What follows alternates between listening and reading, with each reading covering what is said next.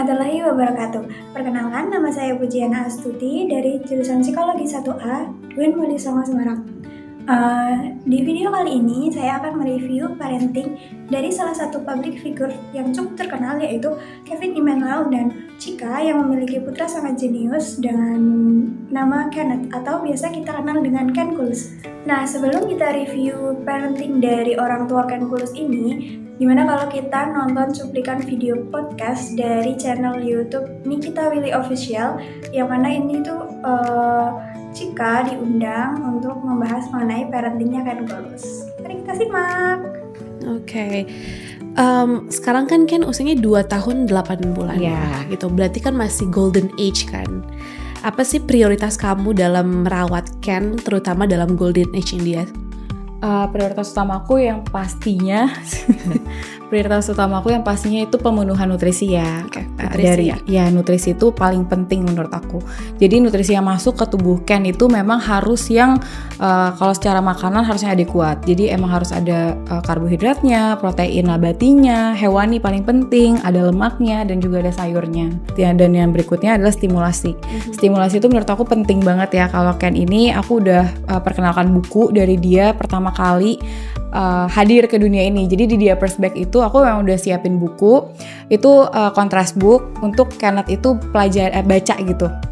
Dan selain buku juga aku sering kasih Ken tuh kayak sensory play gitu untuk melatih kayak taktilnya dia, untuk menstimulasi 7 sistem sensorinya Ken juga, karena itu penting banget menurut aku. Nah, gimana guys? Dari cuplikan video tadi kita tuh jadi tahu bahwa prioritas utama dari orang tua Ken adalah pemenuhan nutrisi dan stimulasi sejak dini, yang mana pemenuhan nutrisi dan pola makan yang bergizi itu tidak hanya mengembangkan kemampuan fisik anak, tapi juga otak dan intelektualnya.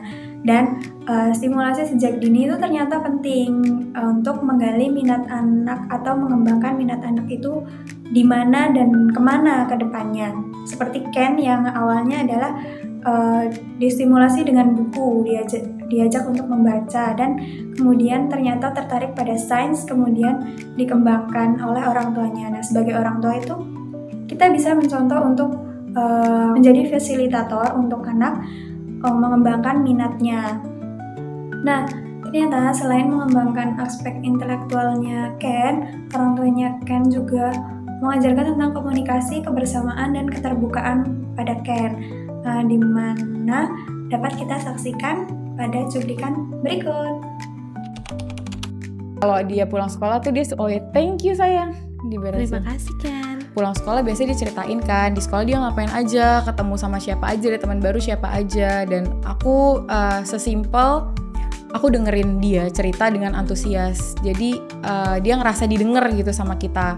Dan Kenneth itu aku udah kenalin tentang kalah dan gagal dari usia kayak sekarang gitu Kak. Jadi di rumah pun aku sering bikin kompetisi kecil antara Ken sama aku atau Ken sama papinya. Oh ya? Ya, dan dia udah sering banget juga kalah dalam kompetisi kecil di rumah kita. Sehingga pas waktu kemarin 17 Agustusan dia kalah dan dia ya udah nggak apa-apa gitu.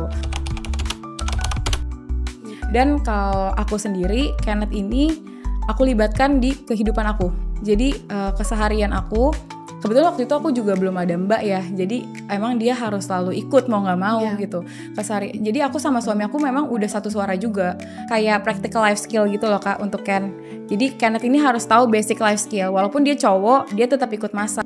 Nah, dari cuplikan video tadi kita tuh bisa tahu bahwa orang tua Ken itu berusaha untuk memahami pemikiran dari Ken ini dan membiarkan Ken itu mengekspresikan diri, mengajak Ken untuk mengerjakan banyak pekerjaan di rumah atau mengajak untuk melawan hal-hal bersama-sama.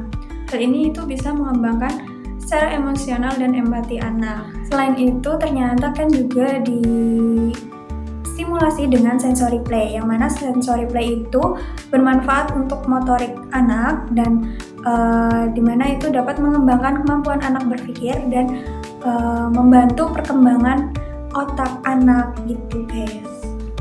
Dengan pendekatan yang penuh perhatian ini tidak hanya menjadikan anak cerdas secara intelektual tetapi juga cerdas secara emosional, yang mana di masa depan Ken dapat menjadi anak yang penuh percaya diri, merasa aman dan dihargai dalam keluarganya, dan memiliki motivasi yang tinggi untuk mengembangkan minatnya dan mencapai cita-citanya.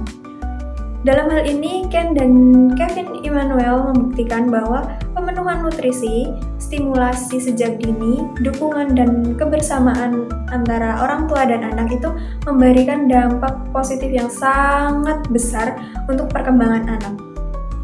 Jadi, gimana nih ibu-ibu atau para orang tua dan calon orang tua, apakah tertarik untuk mencoba style parenting dari Chika dan Kevin Immanuel ini? Bisa ditulis di kolom komentar. Terima kasih. Wassalamualaikum warahmatullahi wabarakatuh.